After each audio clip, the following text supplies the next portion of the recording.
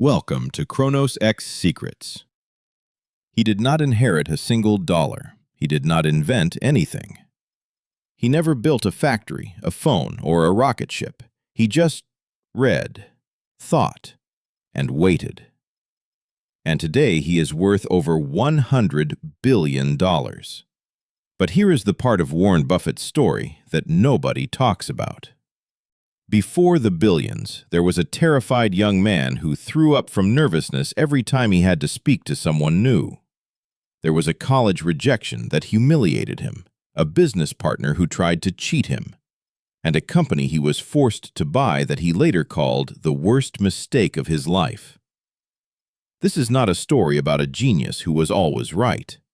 This is a story about a man who learned how to be right more often than everyone else. And the rules he discovered are so simple they will make you question everything you thought you knew about money. Stay with this, because the answer starts with a 6-year-old boy and a case of Coca-Cola. Chapter 1. The Boy Who Understood Money. Warren Buffett was born in Omaha, Nebraska in August 1930, 1 year after the Great Depression hit America.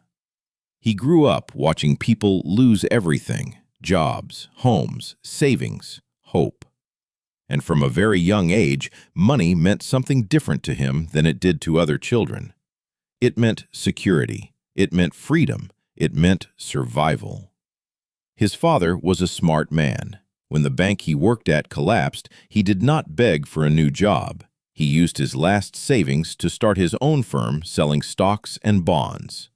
That act, risking everything on yourself, planted a seed in young Warren. At 6 years old, Warren started his first business. He bought 6 bottles of Coca-Cola from his grandfather for 25 cents. He sold them door to door for 30 cents, 5 cents profit per pack.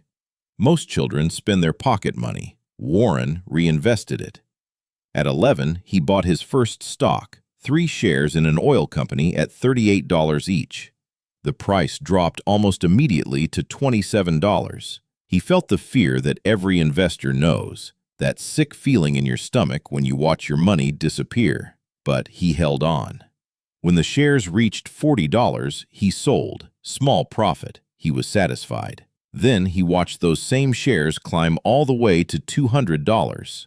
The profit he left on the table stung for years, but it taught him the most important lesson of his life. Patience is not just a virtue in investing, it is the strategy. At 14, while other boys were thinking about school and sport, Warren was delivering newspapers for the Washington Post, then a second route for a competitor, earning what would be $3,000 a month in today's money.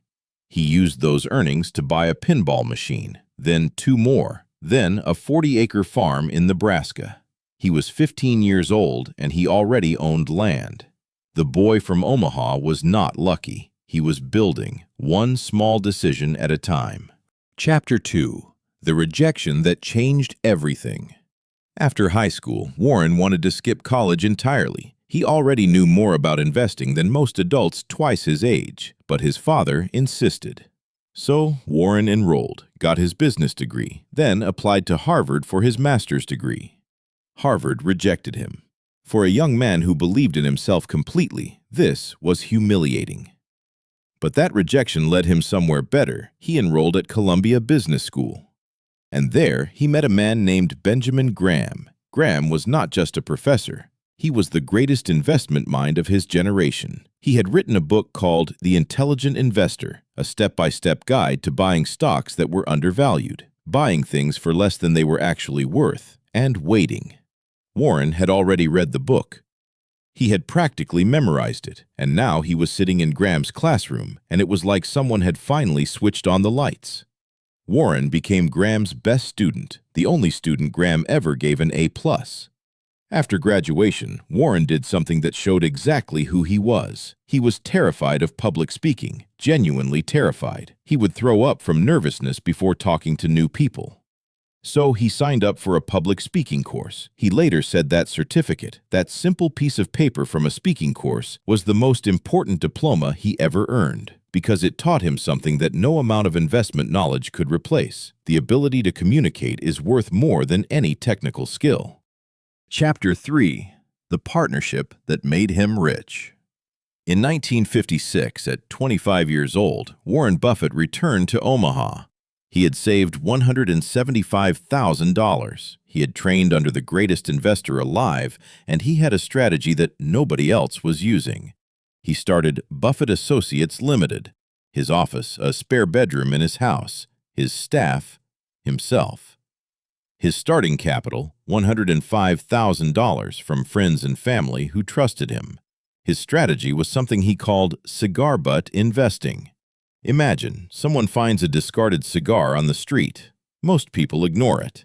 But if there are 2 or 3 puffs left, it is still free value. Warren looked for companies the same way. Businesses that were failing, companies nobody wanted, stocks trading so far below their real value that even if the company collapsed, you would still make money selling its assets. It was unglamorous. It was patient. It was brilliant. Over the next 13 years, Warren's partnership grew from $105,000 to over $100 million.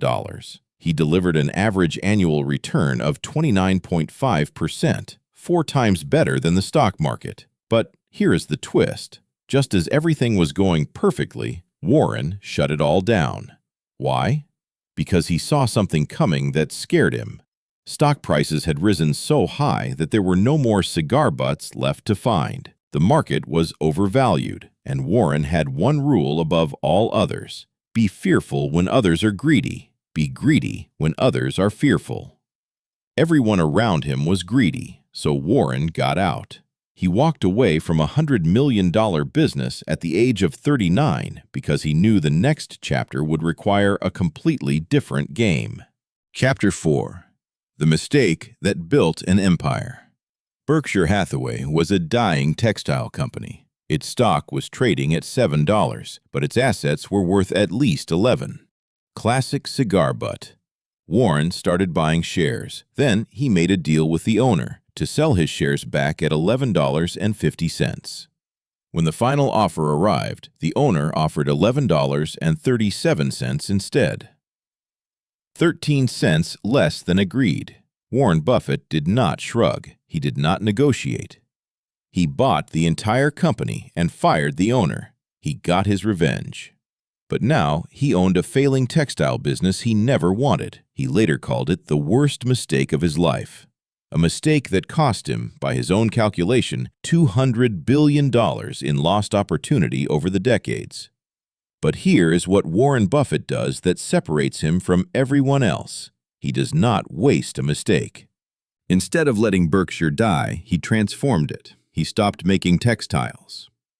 He turned Berkshire into a holding company, a vehicle to buy and invest in other businesses. And then, thanks to his partner Charlie Munger, he made the most important shift of his career. He stopped looking for cheap, broken companies. He started looking for great companies at fair prices. The difference sounds small. The results were enormous. He began buying shares in companies that had what he called a moat, a competitive advantage so deep no competitor could cross it. Coca-Cola, American Express, The Washington Post. Brands so powerful, so trusted by so many people that their value would only grow with time. And then he discovered something that multiplied everything: insurance. Chapter 5: The Secret Weapon. Most people think Warren Buffett made his money in stocks. That is only half the story. The real secret was insurance. Here is how it works. When you pay your insurance premium every month, that money sits in the insurance company's account. It does not get paid out until someone makes a claim. So between collecting premiums and paying claims, the insurance company sits on a mountain of cash. Warren realized something that almost nobody else saw. That cash could be invested. Starting in 1967, he began buying insurance companies. First National Indemnity, then Central States, then eventually Geico. And with the billions of dollars those companies held, he invested in the great companies with moats. It was a machine that fed itself. Insurance brought in cash. Cash bought great companies. Great companies grew in value. That value bought more insurance companies, and on and on and on. By 1990, Berkshire Hathaway stock had gone from $7 a share in 1965 to over $7,000 a share. By age 60, Warren Buffett's personal net worth crossed $1 billion, and today, over $100 billion, all from a strategy built on three things: patience, discipline, and the courage to be different when everyone around you is doing the same thing. He still drives a 2014 Cadillac. He still eats McDonald's for breakfast. He still lives in the same house he bought in 1958. Because the man who understands money better than anyone also understands something most wealthy people forget. Money is a tool, not a destination. Warren Buffett's life teaches us lessons that have nothing to do with being a billionaire. Rule 1. Start before you think you are ready. He was 6 when he started his first business. You do not need perfect conditions. You need a beginning. Rule 2. Buy value, not hype. The crowd is almost always wrong at the extremes. When everyone is buying, be cautious. When everyone is selling, look for opportunity. Rule 3. Be fearful when others are greedy. Be greedy when others are fearful. This is perhaps the most powerful sentence in the history of investing. Rule 4. Turn your mistakes into assets. His worst business decision became his greatest vehicle for wealth. Every failure holds the seeds of something better if you are willing to look. Rule 5. Invest in yourself first. He said the speaking course certificate mattered more than his degrees. The best investment you can ever make is in your own ability to think, communicate, and learn. Warren Buffett is not the smartest man in the world. He is simply the most consistent, and consistency, over a long enough period of time, beats genius every single time. That is the story of Warren Buffett. Thank you for watching ChronosX Secrets. If this story changed the way you think, share it with someone who needs to hear it.